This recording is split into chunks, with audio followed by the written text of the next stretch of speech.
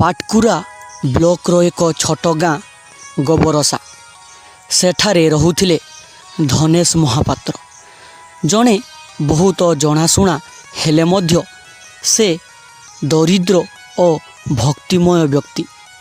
ସେ ଧାନ ଚାଷ କରୁଥିଲେ। ତେବେ ତାଙ୍କ ଜୀବନର ଅସଲ ରତ୍ନ ଥିଲା ଶ୍ରୀ ଜଗନ୍ନାଥଙ୍କ ପାଇଁ ଅତୁଟ ଭକ୍ତି ଆଉ ବିଶ୍ୱାସ। ପ୍ରତିବର୍ଷ ସେ ନିଜ ପାଖରେ ଟଙ୍କା ଜମା କରି ରଥଯାତ୍ରା ସମୟରେ ପୁରୀ ଯିବାକୁ ଚେଷ୍ଟା କରୁଥିଲେ। କିନ୍ତୁ ଏବର୍ଷ ଯେ ପୁରୀ ଯିବା ପୂର୍ବରୁ ତାଙ୍କ ଜୀବନରେ ଏମିତି ଏକ ଘଟଣା ଘଟିଯିବ ସେ କେବେ ସୁଦ୍ଧା ଚିନ୍ତା କରିନଥିଲେ। ରଥଯାତ୍ରା ଯିବା ପୂର୍ବରୁ ତାଙ୍କ ଝିଅର ଜୀବନ ଚାଲିଯିବ ସେ କେବେ ସୁଦ୍ଧା ଭାବିନଥିଲେ। ତ ଏହି ସୁନ୍ଦର ଭକ୍ତିମୟ କାହାଣୀଟିକୁ ଶୁଣିବା ପୂର୍ବରୁ ଯଦି ଆପଣମାନେ ପ୍ରଭୁ ଜଗନ୍ନାଥଙ୍କ ପ୍ରତି ବିଶ୍ୱାସ ରଖିଥାନ୍ତି ଏବଂ ଏହି ଧନେଶ ବାବୁଙ୍କ ପରି ଆପଣମାନେ ଯଦି ଜଗନ୍ନାଥଙ୍କୁ ବିଶ୍ୱାସ କରୁଥାନ୍ତି ଏବଂ ଭକ୍ତି କରୁଥାନ୍ତି, ଆପଣଙ୍କର ଭକ୍ତିମୟ ଭାବନାରୁ ଗୋଟିଏ ସୁନ୍ଦର କମେଣ୍ଟ କରିଦେବେ ଏବଂ କମେଣ୍ଟରେ ଜୟ ଜଗନ୍ନାଥ ଲେଖିଦେବେ। ତ ଏହି କାହାଣୀଟିକୁ ଆରମ୍ଭ କରିବା ପୂର୍ବରୁ ଯଦି ଚ୍ୟାନେଲକୁ ପ୍ରଥମ କରି ଆସିଥାନ୍ତି ତାହେଲେ ସବସ୍କ୍ରାଇବ୍ କରି ଅଲ୍ ବେଲ୍ ଆଇକନ୍କୁ ଦବାଇ ଦେବେ। କଥା ଆରମ୍ଭ ହୁଏ 1 ବର୍ଷ ଆଗରୁ। ବର୍ଷ 2023। ରଥଯାତ୍ରା ପୂର୍ବ ମାସ। ଧନେଶ ତାଙ୍କ ଛୁଆ ପିଲାଙ୍କ ସହିତ ଧାନ ଚାଷ କରୁଥିଲେ। ଘରେ ଅଧିକ ଧାନ ନଥିଲା, ଏଥିପାଇଁ ସେ ଏବର୍ଷ ରଥଯାତ୍ରା ଦେଖିପାରିବେ କି ନାହିଁ ସେଥିରେ ଚିନ୍ତିତ ନଥିଲେ। ଏମିତି ବେଳେ ତାଙ୍କ ଛୋଟ ଝିଅ ଦୀପିକା ଅସୁସ୍ଥ ହୋଇପଡ଼ିଲା। ତା'ର ଜଳାଶୟ ଖରାପ, ଶରୀର ଗରମ, ଖାଇପାରୁନାହିଁ।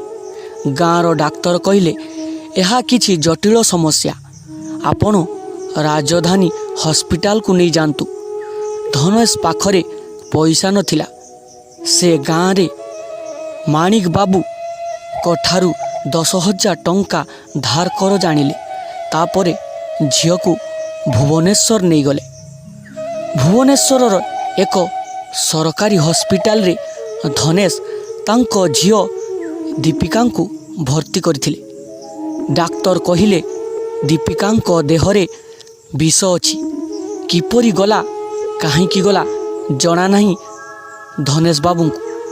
ଆଉ 2 ଜଣ ଏହିପରି ଚିନ୍ତା କରି ତାଙ୍କୁ ହସ୍ପିଟାଲକୁ ନେଇ ଆସିଥିଲେ ସିନା, କିନ୍ତୁ ତାଙ୍କ ପାଖରେ ଏତେ ଅର୍ଥବଳ ନଥିଲା ଝିଅକୁ ବଞ୍ଚାଇବା ପାଇଁ। ଯେତିକି ଟଙ୍କା ଆଣିଥିଲେ ହସ୍ପିଟାଲରେ ଖର୍ଚ୍ଚ ହୋଇସାରିଥିଲା। ଆଉ 2-3 ଦିନ ମଧ୍ୟରେ ସେ ମୃତ୍ୟୁ ହୋଇଯାଇପାରେ ବୋଲି ତାଙ୍କୁ ଡାକ୍ତର କହିଲେ। ତାଙ୍କୁ ବଞ୍ଚାଇବା ପାଇଁ ଅଧିକ ଟଙ୍କା ଦରକାର। ସେ ତ ଗରିବ ଲୋକ, ଏତେ ଟଙ୍କା ଆଣିବେ କେଉଁଠୁ? ଶେଷରେ ଝିଅର ଜୀବନ ଚାଲିଯିବ ଏବଂ ବାପା ସେହିପରି ଆଁ କରି ଚାହିଁଥିବେ ଏବଂ ସେ ସେହି ଜଗନ୍ନାଥଙ୍କ ଉପରେ ବିଶ୍ୱାସ ଏବଂ ଭରସା କରି ରହିଥାଏ। ତାଙ୍କର ହେଲ୍ଥ କାର୍ଡ଼ରେ ଯେତେ ଟଙ୍କା ଥିଲା ତାହା ଖର୍ଚ୍ଚ ହୋଇ ଆସୁଥାଏ ଏବଂ ସେ ନେଇଥିବା ଟଙ୍କାରୁ ମଧ୍ୟ ସବୁ ଟଙ୍କା ଖର୍ଚ୍ଚ ହୋଇଯାଇଥାଏ। ତ ସେ ସେହି ପ୍ରଭୁ ଜଗନ୍ନାଥଙ୍କ ଉପରେ ଅତୁଟ ବିଶ୍ୱାସ ଓ ଭରସା କରି ସବୁବେଳେ ଜଗନ୍ନାଥଙ୍କୁ ଡାକୁଥାଏ। କିନ୍ତୁ ଶେଷରେ ଡାକ୍ତର ବାବୁ କହିଲେ ଝିଅର ଜୀବନ ଚାଲିଗଲା।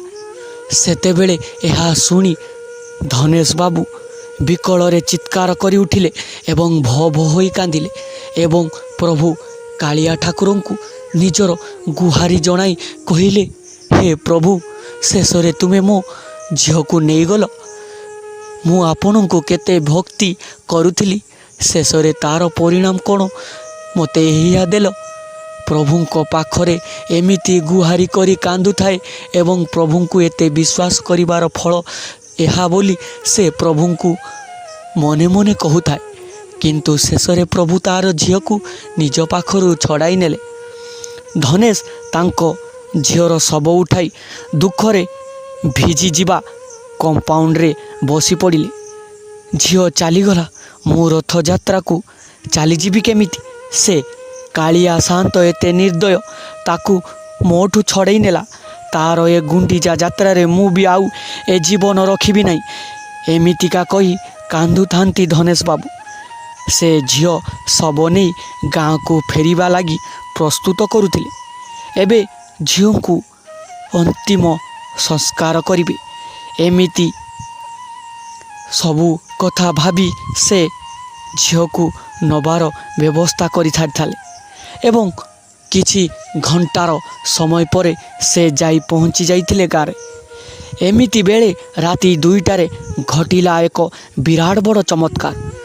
ଜୀବନ ଫେରିଲା ଏକ ନାମ ଦ୍ୱାରା। ଜୟ ଜଗନ୍ନାଥ, ଜୟ ଜଗନ୍ନାଥ, ଜୟ ଜଗନ୍ନାଥ।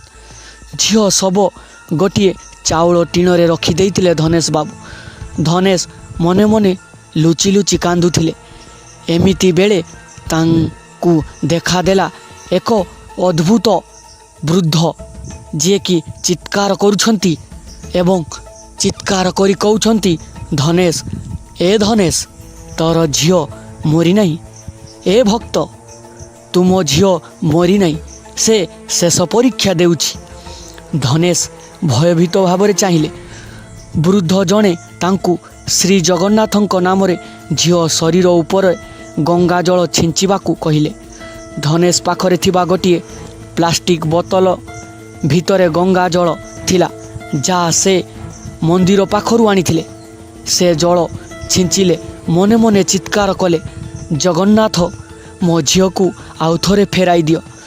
ତୁମେ ଯାହା ଚାହିଁଛ ମୁଁ ତୁମଠାରେ ସେମିତି କରିବି।